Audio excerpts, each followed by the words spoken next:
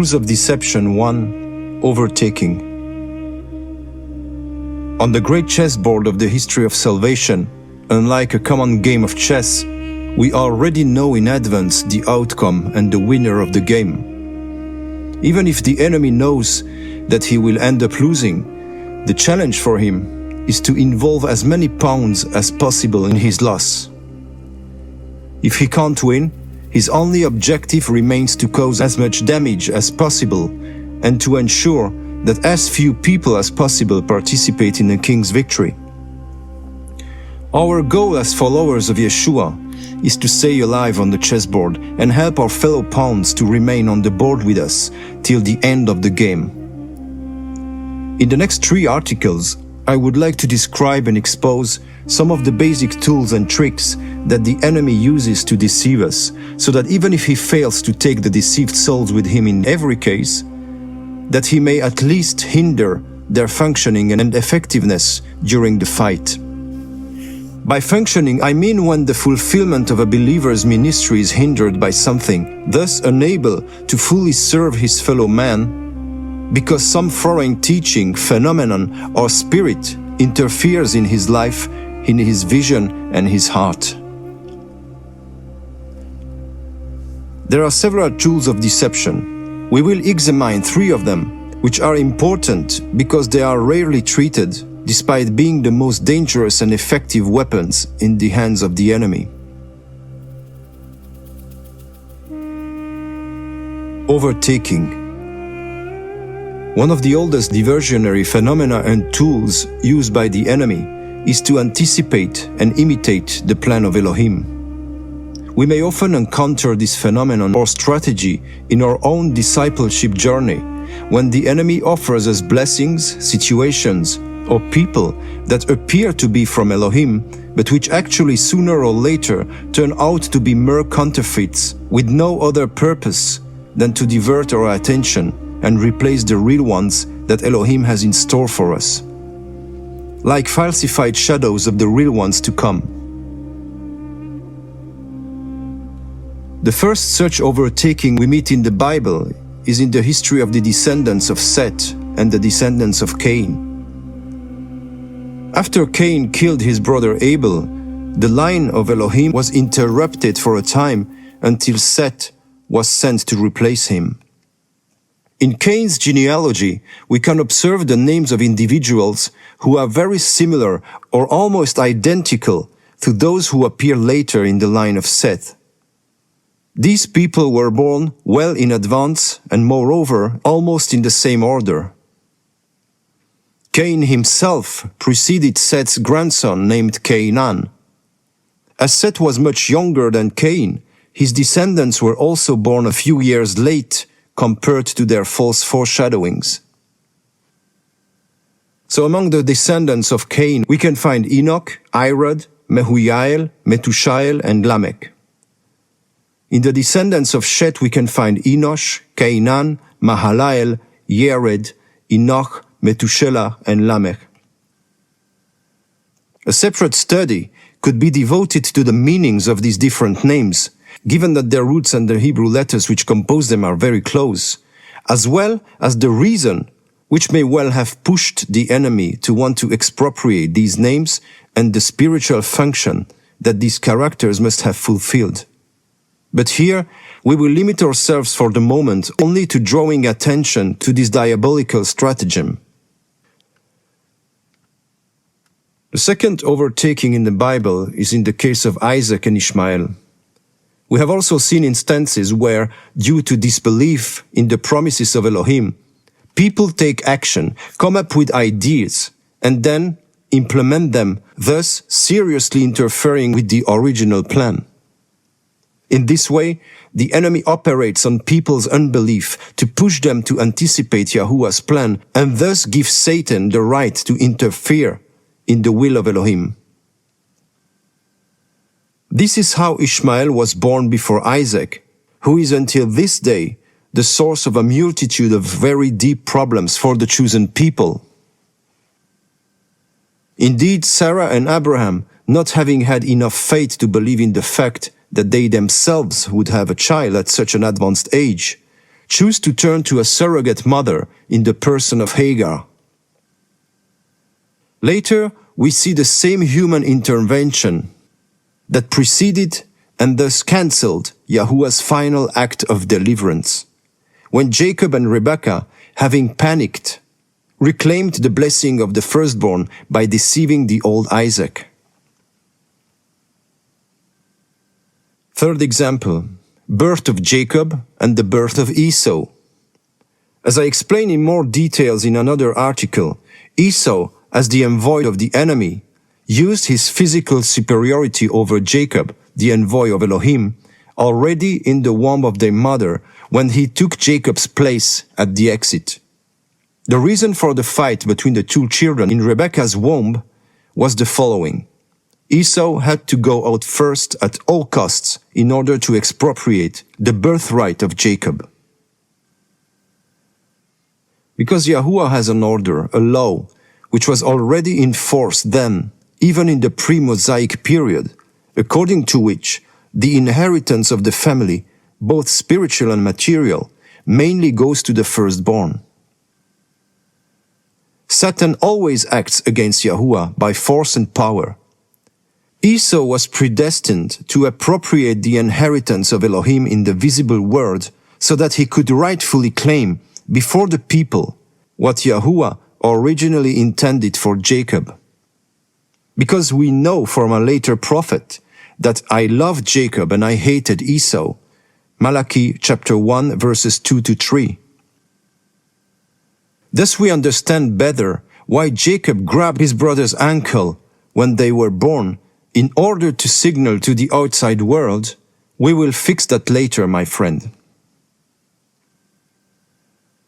Fourth example, Reform and SectS. During the process of the Reformation of the Church, similar attacks occurred on several occasions. This is what happens when the enemy knows that the time has come for some reformation to take place. This is the case, for example, when the time comes to give up with all the pagan names of foreign deities, such as God, Gad, Gudan, Theos, Dios, Deus, Dieu, Zeus, Jesus, Jesus, or even Ishtan or Ishtar, etc., that are widely used to name the Almighty, and restore his original names, Yahuwah, Yahushua, Yeshua, and the title of Elohim, through the ministry of the legitimate people inspired by the Ruach HaKodesh, the Holy Spirit. Then suddenly Satan comes and throws a grenade into the pile to blow it all up. This is the true identity of the sect of Jehovah's Witnesses, who pretend to restore the name of the Eternal, but at the same time try to destroy the image and the divine essence of the Messiah by reducing him to the rank of a mere archangel. They restore something essential and destroy an even greater one. Jehovah, by the way, not really being the original name, but a Masoretic Judaic distortion intended to ensure that the true name is never pronounced, even inadvertently, during the reading of the Torah. Likewise, when he hinders the restoration of Shabbat, Saturday, with denominations that mix this truth with several obvious false teachings.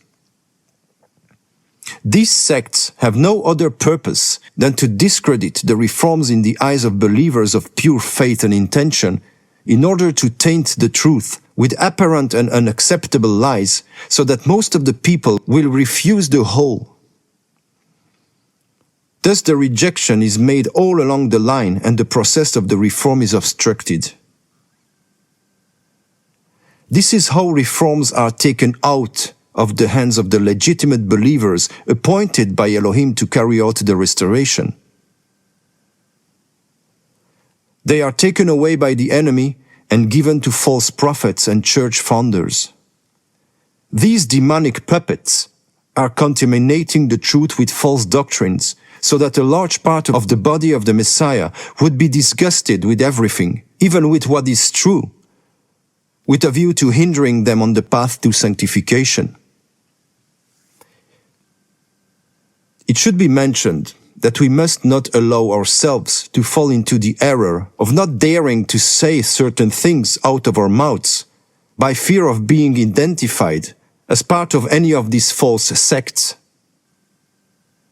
This kind of attitude is a compromise with the enemy, a cowardly behavior wishing to avoid any conflict.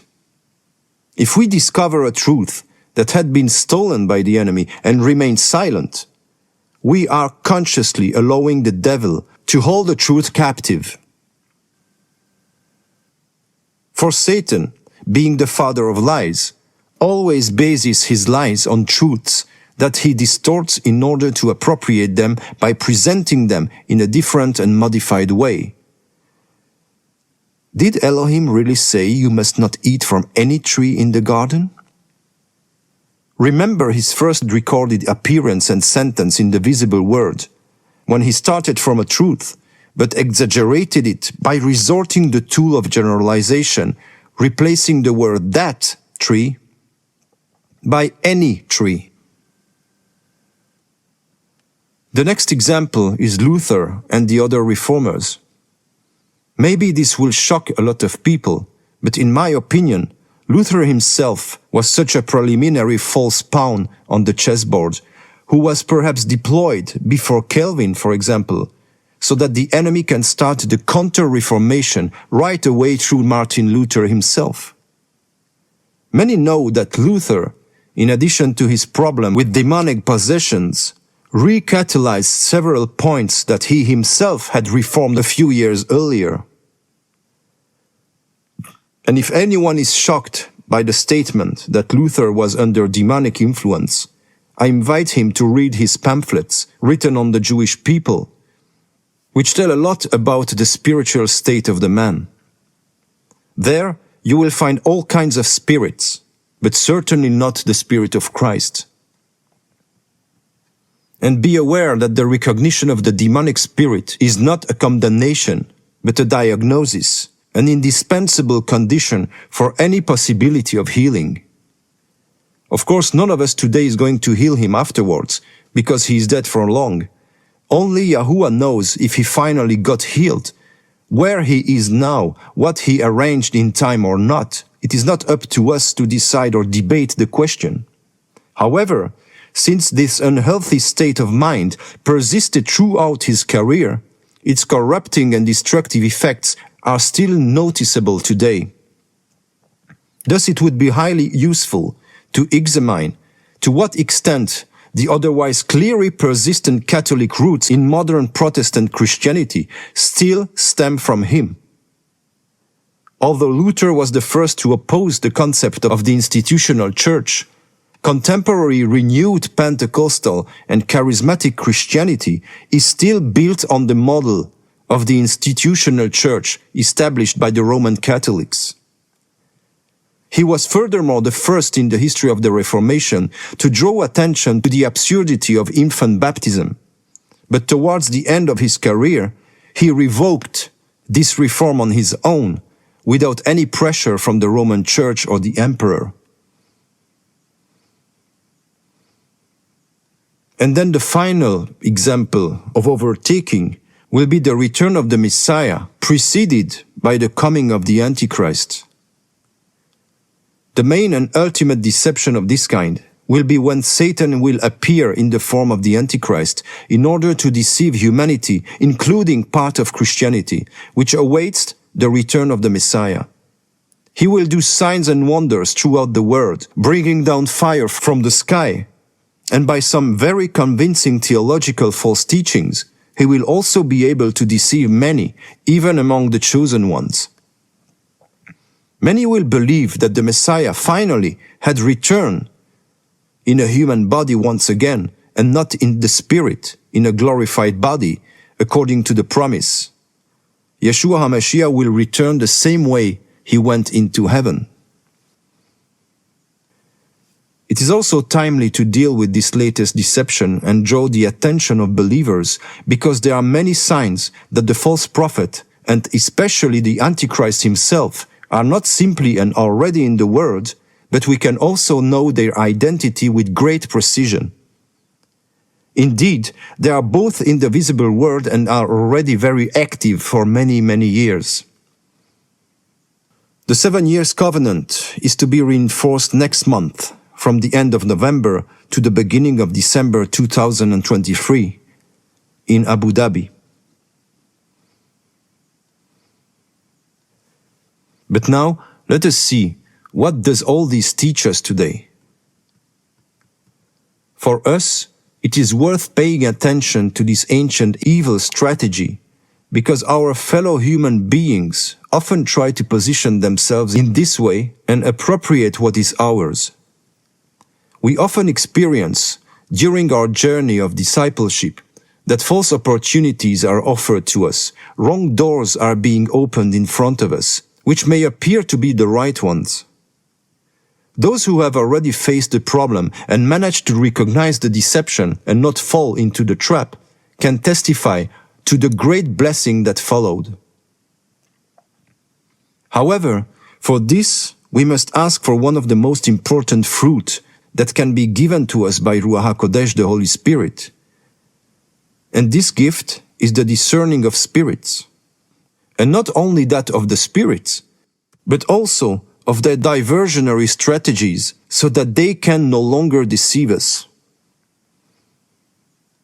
In our country too, there are such precursor servants and ministries claiming the title of Messianic Jews. They appeared earlier and preached ideas similar to ours in many aspects. They led many people to the right path, but meanwhile did also begin to administer the poison little by little, shrewdly and imperceptibly. All this until they end up publicly denying the blood of the Messiah, his sacrifice on the cross, as well as any form and any explanation of the reality of any Holy Trinity.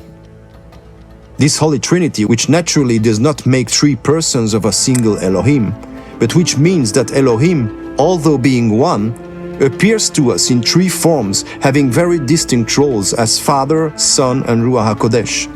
See my article and video called Holy Trinity or Triple Holiness on the website and on my YouTube channel.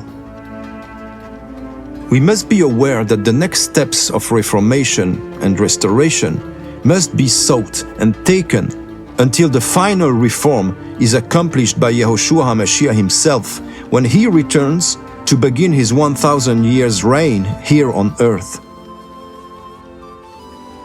We also should keep in mind that Reformation is nothing but a return to the original form of discipleship, as it first appeared in Jerusalem, in Jewish circles, at Shavuot, Pentecost, as described in the book of the Acts of the Apostles. Because going back to the Jewish roots also carries great dangers. When Jewish teachers who believe in Yeshua are also tempted to fall into the poison of rabbinical Judaism, this same poison that veiled the eyes of most of the Jews so that they could not recognize their Messiah in Yehoshua till today. Then, mixed with this poison and defiled, they go and teach their Jewish and non-Jewish brethren. We have seen that this kind of evil mechanism often leads to the outright denial of the Messiah. So let's not get overtaken, and if it should happen anyway, let us dare to take up the message that is ours and reform what has been defiled beforehand by preaching it again and again until it is purified by the grace of the Messiah, so that it can be restored for good.